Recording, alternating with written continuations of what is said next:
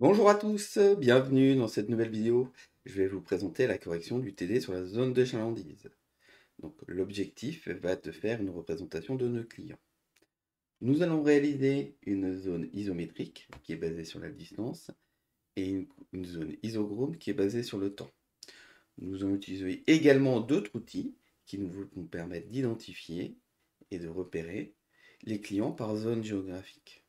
Et nous utiliserons à la fin et nous réaliserons des cartes Chloropet. Donc, pour ça, on va utiliser différents outils. Le premier outil qu'on va utiliser, c'est Google My Maps.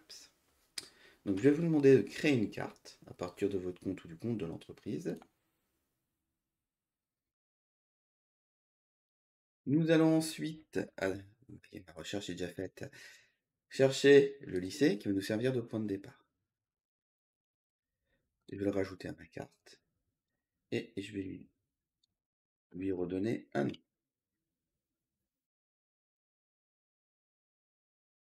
Le document, je vais lui mettre un petit peu de couleur, une zone rouge, et par exemple représentatif de la maison.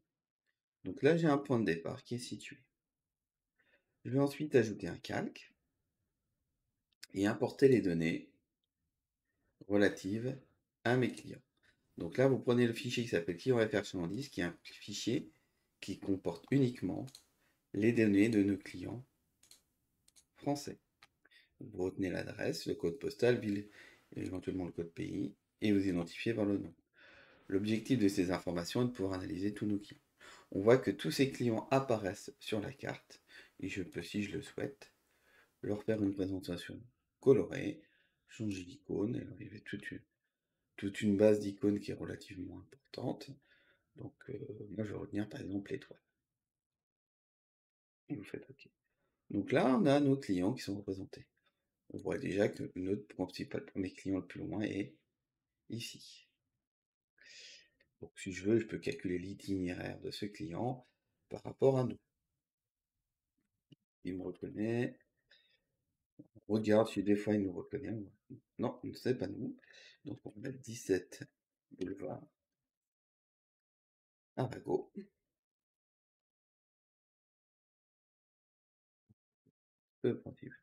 Là, il ne trouve pas d'itinéraire, forcément, nous sommes en voiture. On va le voir. Un petit peu compliqué. Donc là, on peut faire calculer des éléments, on peut mesurer à partir de la règle la distance d'un point par rapport à un autre. Donc là, hop, et on peut mesurer que ça fait 6541, c'est mieux plus de 6500 km. Donc on peut arrêter ma saisie avec le bouton échappe. On a la possibilité de se déplacer sur la carte avec la poignée, de mettre des points où on souhaite, de nouveaux points. Ça ne va pas forcément m'intéresser ici, donc je vais le supprimer. Et on peut également tracer des lignes, des zones géographiques. Donc là, on peut dire par exemple que dans ma zone géographique, si j'arrête ma saisie, je vois qu'il y a des éléments qui sont plus ou moins identifiables. Là, je vois par exemple que j'ai toute une zone aléatoire où j'ai beaucoup de clients. Je peux faire enregistrer un polygone. Je peux continuer. Je vois qu'ici j'ai une zone où j'ai des clients. Je vois que dans cette zone,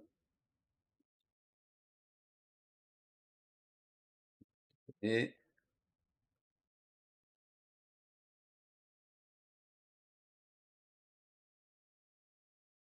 sur tracer les lignes, pardon.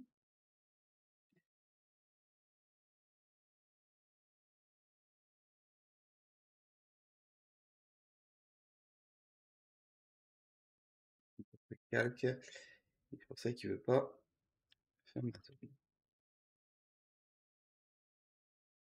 Là, je vois que j'ai des points. Je peux dire que ça, c'est une zone qui représente mon client. Cette zone-là, vous voyez, je peux la nommer. Je peux mettre de la couleur. Bref, je peux travailler dessus. Je peux lui donner un nom, je peux prendre une photo, je peux mettre une description. Mais on voit que ces zones sont certes intéressantes si je veux répartir des clients. Je vais mettre un commerciaux par rapport à cette zone-là. Ce qui va nous intéresser, c'est de les repérer par rapport aux départements ou régions françaises. Pour ce faire, on va importer une carte de France. Vous allez faire sur ajouter un calque, vous allez importer. L'information se trouve dans mes fichiers KLM. Et là, on va travailler par rapport aux zones géographiques. Les régions maintenant apparaissent en rouge, donc je peux plus facilement identifier. Là, je vais ajouter un nouveau calque, histoire que quand je vais faire mes travaux, les informations aillent dans ce nouveau calque. Donc là, je vais supprimer mes manipulations précédentes.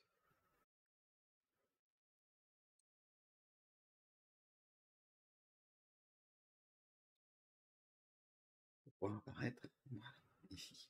Donc là, déjà, je peux identifier que dans cette zone ici, j'ai beaucoup de clients. Donc si je le souhaite, je peux mettre un petit style ou un petit peu de couleurs différentes. Vous voyez que j'ai juste remasqué cette zone-là. Mais si je veux, je peux jouer sur les contenants. Voilà. Donc on peut mettre une description sur cette zone. Je vois ici que j'ai beaucoup de clients également. Donc là, on peut changer la couleur, des traits, la largeur de la bordure, la transparence ou pas de la zone. Ça me permet de plus facilement l'identifier. Je reprends celle-ci, oui, je vais changer juste le côté de la bordure, mais si je veux changer l'intérieur du fond, je vais me mettre déjà. Alors souvent, c'est plus facile de travailler sur cette zone ici. Je peux changer la transparence ou pas. Donc déjà, sur une carte de France, je peux identifier les clients. Voilà les régions où il y a plus de personnes. Maintenant, je vais vous demander également d'importer d'autres fichiers. C'est basé sur la distance. Ouais. Ces fichiers, donc vous allez les importer les uns après les autres. Et ça nous permet de mesurer une distance par rapport à un. Parfois, elle est plus facile de travailler sur des styles et d'enlever les styles. Là, vous voyez que c'est la zone qui a autour de 5 minutes en distance depuis un point. Donc le point, c'est nous. Je peux renommer, il s'appelle 100 minutes. Je peux rajouter un calque pour regarder, augmenter la distance. On va passer à 200 minutes. Ce qui est logique, souvent, c'est soit de changer la couleur. Donc là, on voit les clients qui sont à 200 minutes de chez nous. Et en faire la troisième, qui va être à 300 minutes de notre point. Voilà. Donc, si je mets les trois successives, ce qu'il faut juste, c'est changer l'affichage des couleurs de chacune des zones afin d'en voir la portée. Donc là, je vais mettre cette zone-là. Et là, on voit bien que j'ai une première zone. Une zone qui est un peu plus claire, une zone qui est un peu plus foncée. On va vous jouer sur les couleurs pour vous faire apparaître ça un peu plus distinctement. Et je un petit peu, en fonction du niveau de contraste que vous pouvez avoir sur votre poste. Donc on a bien une zone à 100 minutes.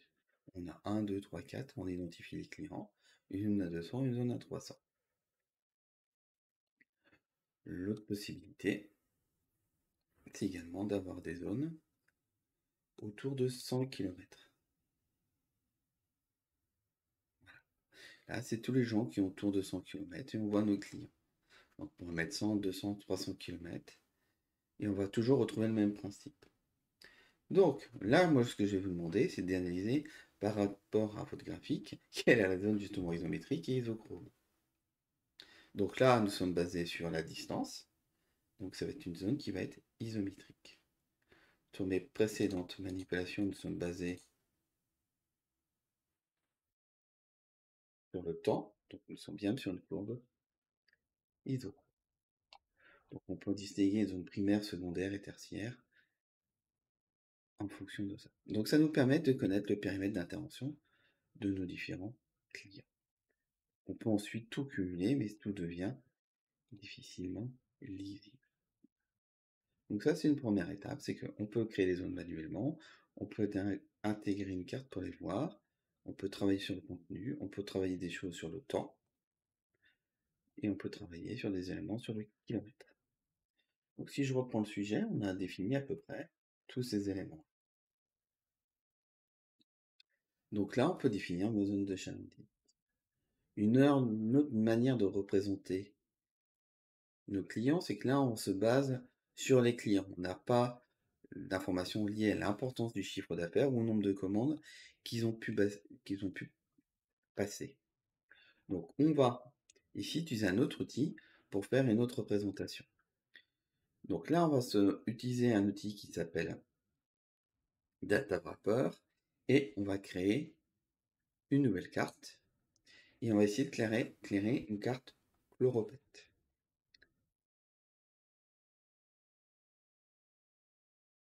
Là, il y a un élément à saisir.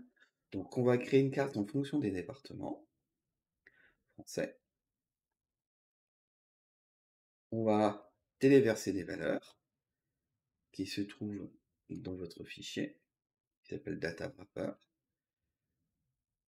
Il dit qu'il existe des surnoments et on va tiger une fichier carte chloropète. Dans ce fichier, on va mesurer le nom du client et là, vous voyez, cette valeur, c'est la valeur du chiffre d'affaires. On va continuer.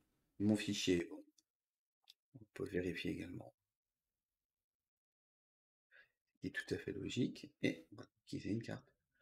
Et là, on voit que cette fois-ci, on a la carte qui apparaît. On peut représenter graphiquement différentes.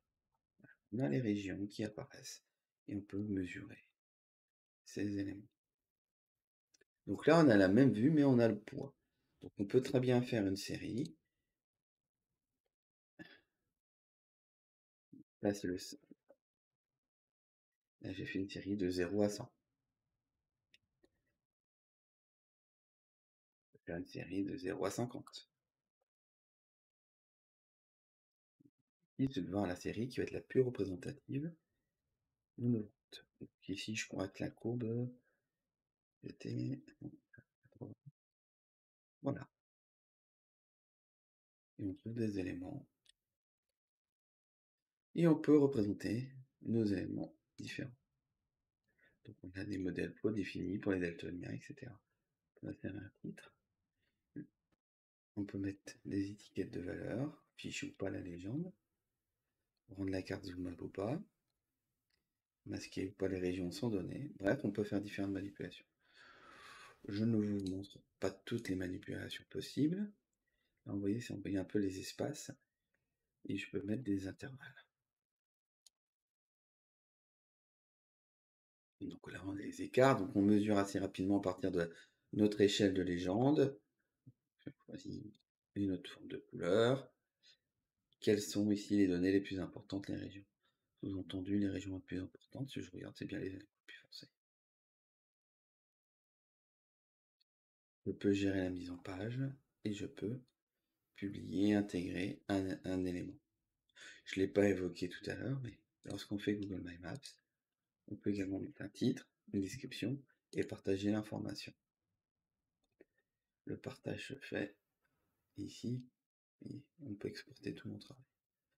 C'est la même chose avec cet outil. Donc là, on ne mesure pas le nombre de les clients, on mesure le chiffre d'affaires. Et ça me permet d'avoir une représentation graphique qui peut être visuellement beaucoup plus intéressante. Une donnée uniquement basée sur le fait ou pas qu'il est commandé. Là, on a fait une carte chloropète. L'autre présentation possible, donc, vous voyez, c'est de faire une carte symbole. Donc ça, on va vous le montrer. Donc là, vous avez la possibilité de noter, de mettre un titre, une description, de notes, indiquer qui est publié sur et de faire la mise en page. Donc si vous voulez faire une autre carte, qu'on appelle une carte symbole, c'est la même chose. Simplement, on va représenter les éléments par des points. Donc on cherche toujours mes départements français. Et ici, je vais faire continuer. On va toujours chercher mes données. Et l'avantage, c'est que toutes les données sont déjà importées. Là, on va vous demander de les calculer. Vous cliquez pour les calculer. Patientez un instant. Et vous visualisez votre résultat. Là, vous dites, en fait, ça change rien. C'est juste total CA, et on a une présentation qui va légèrement changer. Vous pouvez toujours vous amuser et faire une représentation en fonction des éléments que vous souhaitez. Donc là, on va juste modifier ma taille. Je vais faire une taille par total CA parce que c'est beaucoup plus représentatif. Donc là, je peux faire discret ou linéaire. Ça va être la partie couleur. Et je vais mettre des choses un peu plus colorées. Je vais choisir. Je peux personnaliser tous mes éléments. Ce qu'il a, de toute façon, ce qui va être le même cas dans tout, comme la fois précédente, c'est que de bien illustrer votre légende pour qu'elle soit compréhensible. Et là, je fais une évolution par rapport au chiffre d'affaires.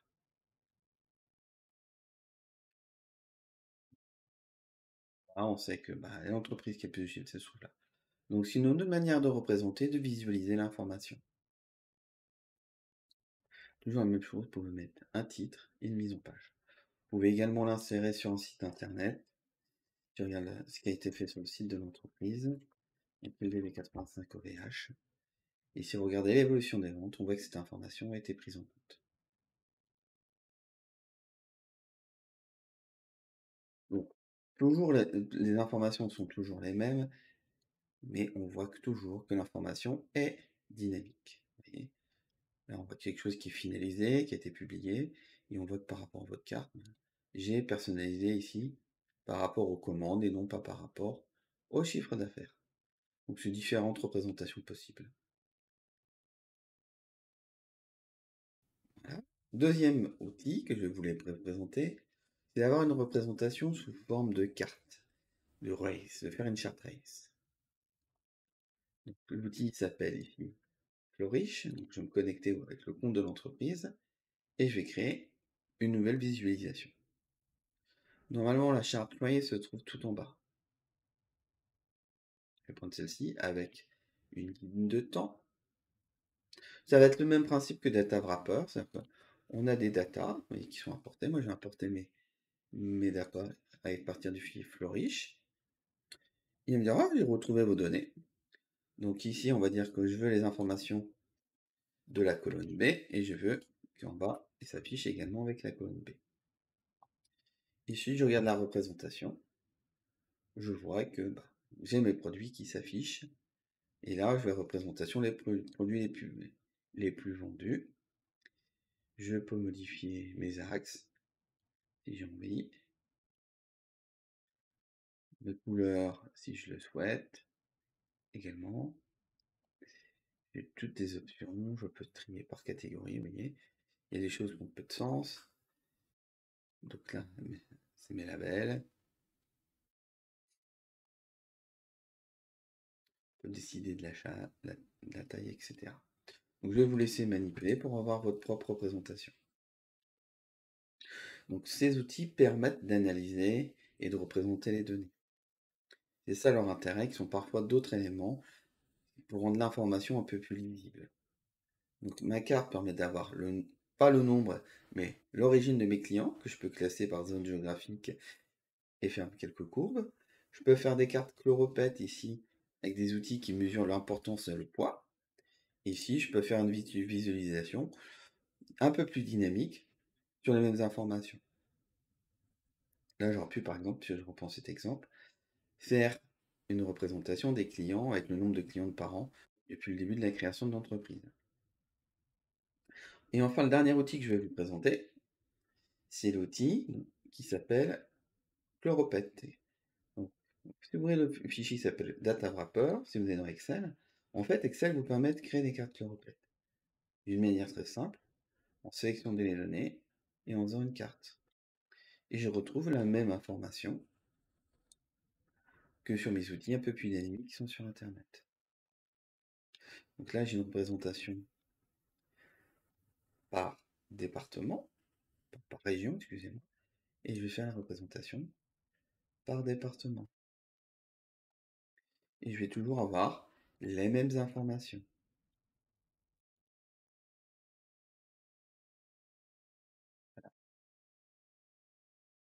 Toujours les mêmes informations, donc on voit que tout fonctionne bien. Voilà, c'était une manière de représenter les données. Donc je vous laisse manipuler et de tester les différentes possibilités. Au revoir et à la prochaine vidéo.